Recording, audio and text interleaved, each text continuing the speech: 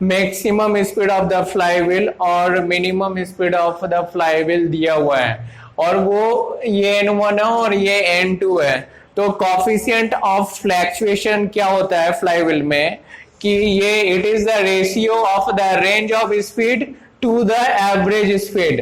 ठीक है, तो कॉफिशिएंट ऑफ फ्लैक्चुएशन जो है आपका रेंज ऑफ स्पीड जो N1 माइनस N2 और average speed N1 plus N2/2।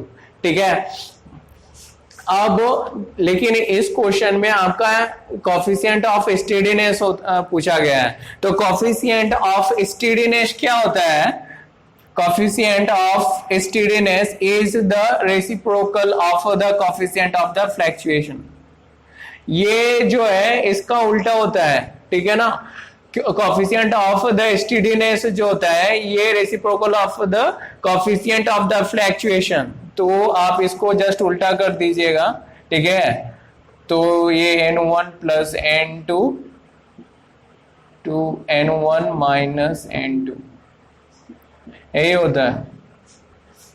और दूसरा चीज इसमें बहुत सारे कुछ क्वेश्चन में आप काफी फ्लाईव्हील का करेंगे तो कभी कभार आपको दिखने को आएगा कॉफिशिएंट ऑफ फ्लैक्चुएशन को इस तरह से लिखा जाता है, ये परसेंटेज में लिखा जाता है इसको। कॉफिशिएंट ऑफ फ्लैक्चुएशन को कभी कभार इस तरह से 5% करके दे दिया जाता है, that is equal to the 0.05। ठीक है, यदि ये मान लीजिए कि कॉफिशिएंट ऑफ फ्लैक्चुएशन दे दिया है और इनमें से एक आप आरपीएम दे दिया गया है, मतलब स्पीड जो है एक आरपीएम दे दिया गया है N2 निकालने के लिए फाइंड आउट कर दिया, बोला कि N2 फाइंड कीजिए, तो आप N2 फाइंड आउट कर सकते हैं। ठीक है ना, इसमें CF इज इक्वल टू 5%। और दूसरा चीज क्या है, कभी कभार एग्जाम में CF इस तरह से लिख देते हैं ±2%। ठीक है, जब इस तरह से लिखा जाता है तो आराम से याद रखिएगा कि जब ±2% है तो 2 मल्टीप्लाई करके आप 2% जो है ना वो कीजिएगा, 2% इज इक्वल टू आपका कितना होगा 0.04%। इसी तरह आपको ±6% दिया रहेगा तो आप 2 से आराम से 2 से मल्टीप्लाई कीजिएगा और इसका 6% जो है 6% आप निकालिएगा, that is the 2 into 0.06, that is the 1/2। होता है sum of the tension T1 plus the T2 always greater than the 2 times of the initial tension होता है। ठीक है, कभी कभार यदि ये आपका centrifugal force centrifugal tension consider करते हैं, centrifugal tension is considered in the well, तब क्या होगा T1 plus T2 plus 2TC ये भी ग्रेटर देन 2T0 होगा,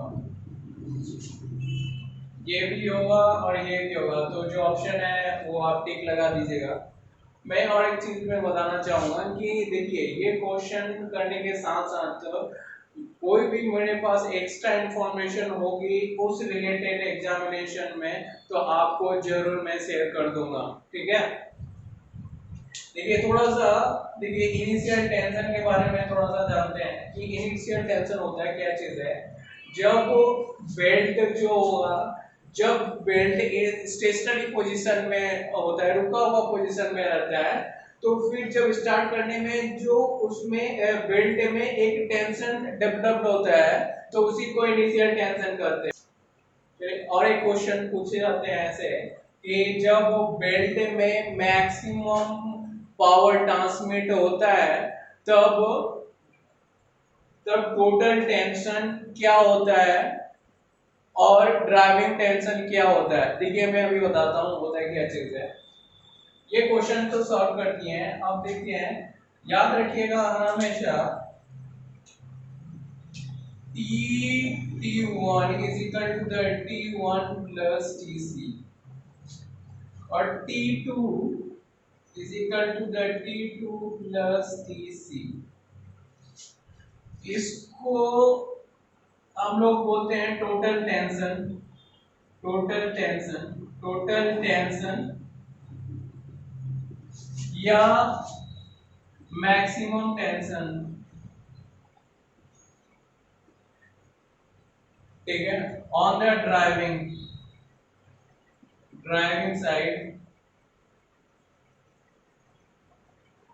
या टाइट साइड, और ये इसको बोलते हैं टोटल टेंशन या maximum tension on the driven side, on driven side या slack side, slack side, slack side. ये इसको टेंशन को हम लोग ड्राइविंग टेंशन बोलते हैं, ड्राइविंग टेंशन।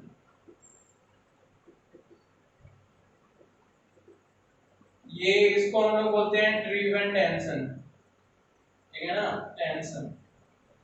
मैं आपको ये क्यों बता रहा हूं,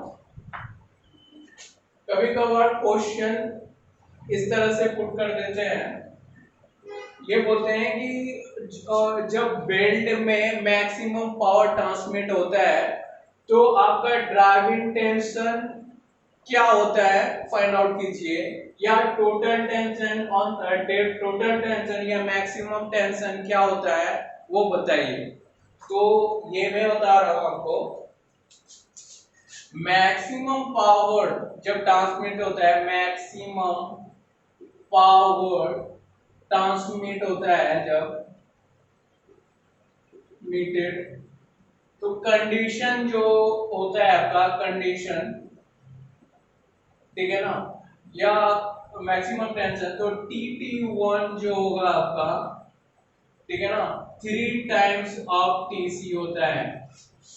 इसको maximum tension is the 3 times of the centrifugal tension, और एक T1 is equal to T2C is equal to 2 times of the centrifugal tension. देखिए कंफ्यूज हो जाते हैं लोग, कंफ्यूज हो जाते हैं, हम लोग भी कंफ्यूज हो जाते हैं कि ये क्वेश्चन, इसमें क्वेश्चन में 3H में 2 है, ये क्या है। जब आपको बोलेगा कि ये maximum tension is the 3 times of, maximum tension is the 3 times of the centrifugal tension, और ये बोलता है driving tension is the 2 times of the centrifugal tension. ये कैसे है, देखिए आप T21 इज इक्वल टू, यहाँ पे आप पुट कीजिएगा, यहाँ पे पुट कीजिएगा तो T1 आप निकल जाएगा, तो T1 आप 3TC आप कीजिएगा तो T1 इज इक्वल टू, आपको देखिएगा T1 कीजिएगा तो TC आप फाइंड आउट कर लीजिएगा, तो T1 is equal to 2TC आएगा। ठीक है ना, तो इसमें से ये 2 क्वेश्चन पूछे जा सकते हैं कि जब मैक्सिमम पावर ट्रांसमिट होता है बेल्ट में तो आपका मैक्सिमम टेंशन पूछता है, और ये जनरल पूछता है, आप कोई भी कोल इंडिया हो, एसएससी हो, आईएएस हो, तो ये क्वेश्चन फेवरेट है, तो ये क्वेश्चन पूछता ही है। तो लेकिन थोड़ा से क्लेवरली थोड़ा सा ट्रिक कर देते हैं, मैक्सिमम टेंशन 3 टाइम्स और ये ड्राइविंग टेंशन 2 टाइम्स, तो ये हमेशा याद रखना पड़ेगा। ठीक है,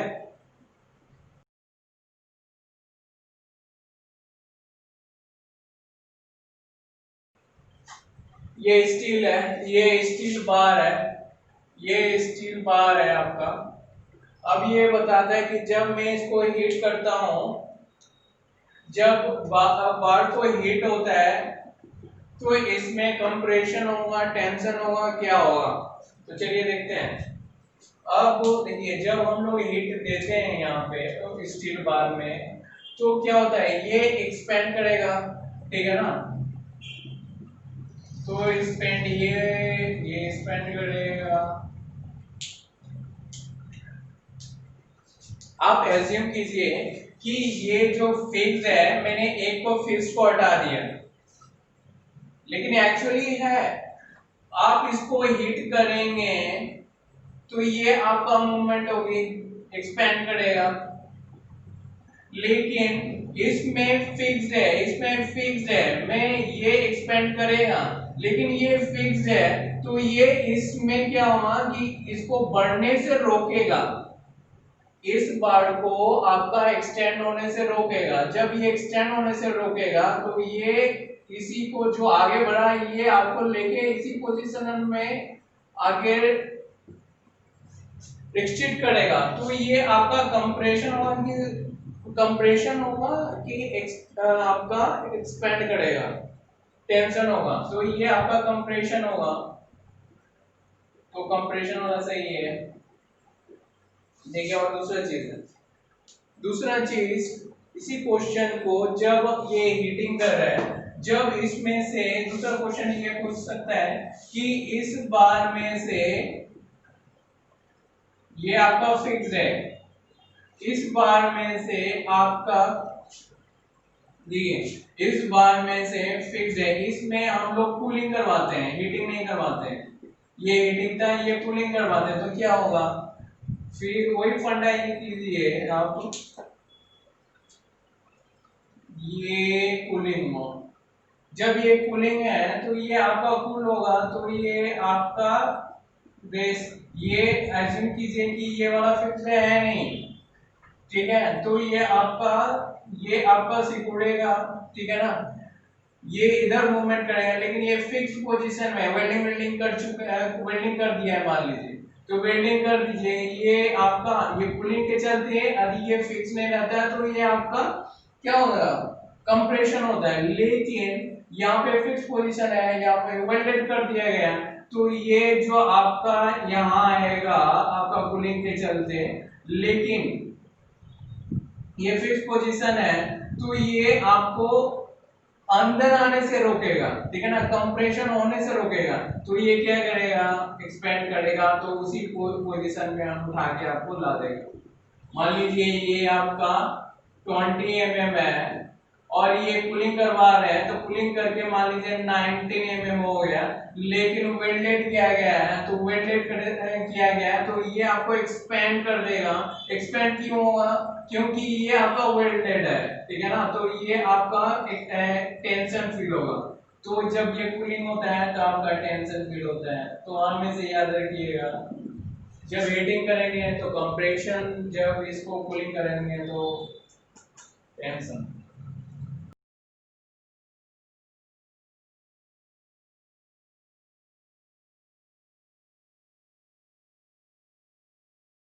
इसके पहले थोड़ा सा देख रहे हैं कि जब आप पढ़ेंगे तो आपको दिखेगा ये क्या चीज में लिख रहा हूं, मैं बताता हूँ।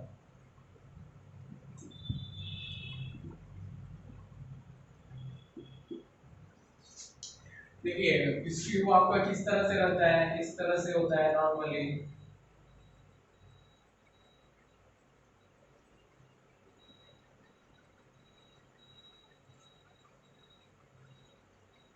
ये स्क्रू है मान लीजिए,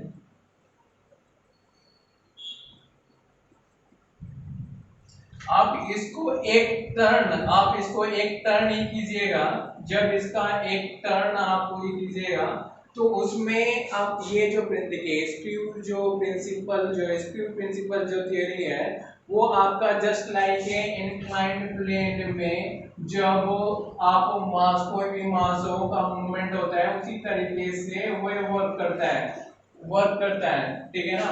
तो आप जब ये स्क्रू जो है आप एक मूवमेंट एक रोटेशन में घुमाए और उसमें से जो लीड करेगा, जो आगे बढ़ेगा, मतलब एक रोटेशन आपने यहाँ पे आया, एक रोटेशन घुमाया तो ये यहाँ पे आया, तो उसको जब आप फोल्ड कीजिएगा, अनफोल्ड कीजिएगा तो आपको इस तरह से दिखेगा, ये आपका थीटा है, ठीक है ना। मैंने क्या किया देखिए, इसमें से एक स्क्रू को जब मैं आपने एक रोटेशन किए तो ये यहाँ से ये वाला डिस्टेंस आया, मैंने क्या किया कि ये वाला जो रोटेशन में आया उसको आपको अनफोल्ड कर देते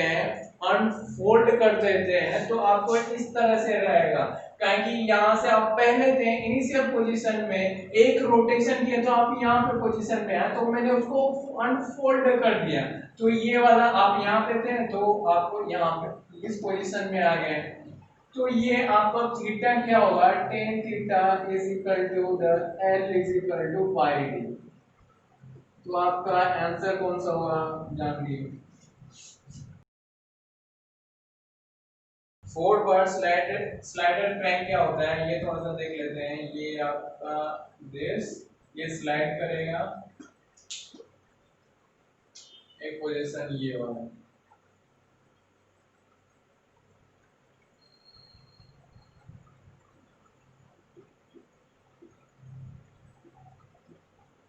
चलिए देखते हैं। आपको इस तरह से स्लाइडर, ये आपका स्लाइडर है, आपको दिखेगा आप में ये दिखेगा, तो इसमें टर्निंग पॉइंट कितना है, एक, दो और ये तीन और एक स्लाइडर। तो आप देख लीजिए क्वेश्चन क्या है, वन स्लाइडिंग पेयर और थ्री टर्निंग पेयर, यही होगा आपका।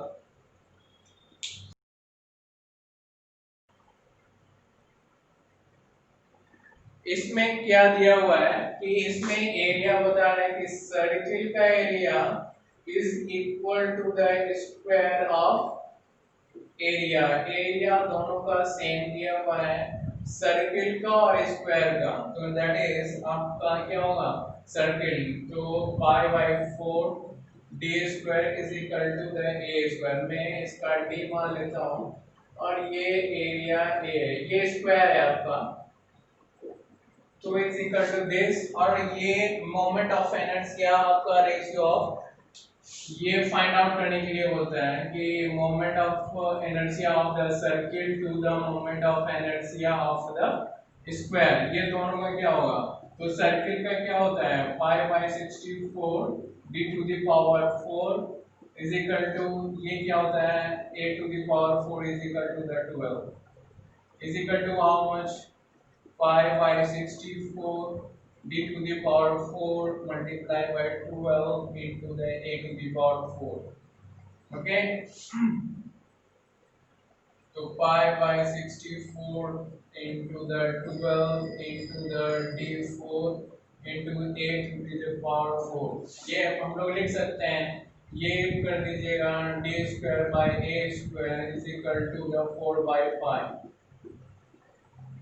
इज इक्वल टू क्या होगा, इसके जगह हम लोग कह रहे हैं 5/64 into the 12 into the 4, that is आपका 16 is equal to the pi square।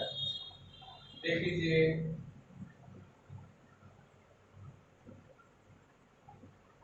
3/5 आप कर सकते हैं, दिस इज द सॉल्यूशन।